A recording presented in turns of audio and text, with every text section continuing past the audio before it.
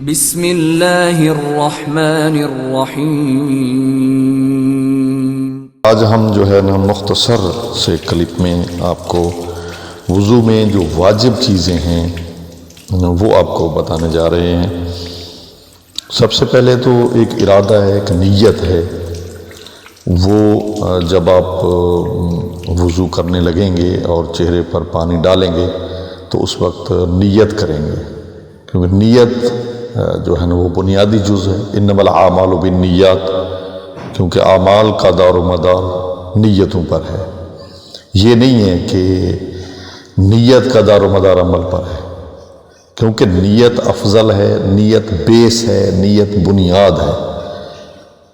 تو نیت کا معنی کیا ہے، کیسے کرنی ہے نیت؟ دل میں ایک ارادہ گزارنے کا نام ہوتا ہے، دل میں ایک قصد کرنا ہے، دل میں ایک سوچ پیدا کرنی ہے کہ میں وضو کر رہا ہوں قربتاً الی اللہ۔ یہ نہیں ہے زبان سے اس کو چند کلمات ہیں ان کو کہنا ہے، نہیں۔ بعض مراجع عظام نے تو کہا ہے کہ زبان سے جائز ہی نہیں، کیونکہ نیت کا تعلق دل سے ہے، دل میں یہ ارادہ گزارنا ہے۔ تو یہ ہو گیا۔ تو پھر جو 4 اعضاء ہیں وضو کے، ان میں 2 کا دھونا واجب ہے، 2 کا مسح واجب ہے۔ دھونے میں 2، چہرہ اور ہاتھ کوہنیوں تک، ان 2 کا دھونا واجب ہے۔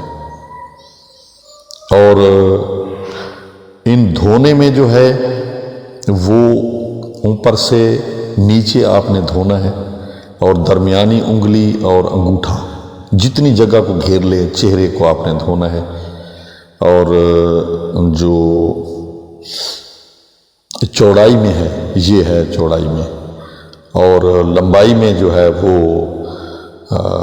جہاں سے آپ کے پیشانی کے بال اگتے ہیں اور ٹھوڑی تک، ان کو آپ نے دھونا ہے۔ اور جب آپ ہاتھ ماریں گے تو آپ کا دھونا شمار ہوگا۔ پہلی دفعہ دھونا واجب ہے، دوسری دفعہ مستحب ہے، اور تیسری دفعہ حرام ہے۔ اور دھونا بے شک آپ چلو ڈالتے رہیں، جب آپ ہاتھ لگائیں گے اور اس کو چہرے کو ہاتھ سے ملیں گے دھوئیں گے تو ایک دفعہ آپ کا دھونا شمار ہوگا۔ تو پھر اسی طرح کوہنیوں کا بھی جو ہے نا، کوہنی کے اوپر سے تھوڑا سا دھو لیں، اور اوپر سے پانی ڈالیں، نیچے پانی ہے، اور آپ کو یقین ہو جائے کہ پانی ہر جگہ پہنچ گیا ہے۔ تو دوسری چیز جو ہے وہ ہے مسح۔ تو مسح جو ہے وہ سر کا مسح اور پاؤں کا مسح۔ اگر آپ کے بال چھوٹے ہیں تو بالوں پر آپ کر سکتے ہیں، اگر آپ کے بال بہت بڑے ہیں، چہرے پر آ گئے ہیں اور ادھر کانوں کے نیچے سے لٹکے ہوئے ہیں، تو اس کی وجہ سے آپ جو ہے نا پھر آپ کو مانگ نکالنی پڑے گی، اور اس چمڑے پر آپ جو ہے نا سر کے چمڑے پر مسح کریں۔ اور مسح میں جو اکثر نظر آتا ہے وہ غلطیاں مومنین کرتے ہیں، وہ یہ ہے کہ ایک تو پانی، جب آپ پانی ڈالیں کوہنیوں پر اور آخری کوہنی پر، پھر دوسرا پانی آپ نہ ملائیں، اس برتن سے پانی نہ لیں، بس اسی طرح سے جو آپ کے وضو کی طرح ہے اسی سے آپ نے مسح کرنا ہے۔ بعض اوقات ہم نے دیکھا ہے مومنین کو وہ دوسرا پانی لے رہے ہوتے ہیں اور پھر وہ مسح کرتے ہیں، تو وہ مسح باطل ہے۔ اور دوسرا یہ ہے کہ اگر آپ نے اتنا زیادہ تیل لگایا ہوا ہے، جو آپ کے پاؤں پر تری ہے پانی کی اتنی زیادہ کہ وہ مسح والی تری اس کو نہیں لگے گی، محسوس بھی نہیں ہوگی، تو تب بھی مسح نہیں ہو سکتا۔ اس لیے اپنے پاؤں کو خشک کریں، اور آپ کا سر بھی جو ہے نا وہ پانی سے یا تیل سے اتنا تر نہ ہو۔ ہاں، اگر آپ نے، اس میں یہ بھی ہوتا ہے کہ آپ نے اگر نہانا ہے تو پہلے وضو کر لیں پھر نہائیں۔ ہاں، البتہ ایک غسل ہے، وہ غسل جنابت ہے کہ اس کے پہلے اور بعد میں وضو کی ضرورت نہیں ہے۔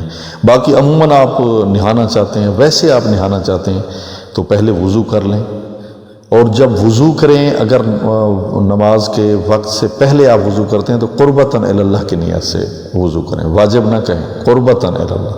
اگر وقت داخل ہے نماز کا تو پھر آپ واجب قربتاً الی اللہ کی نیت سے وضو کریں۔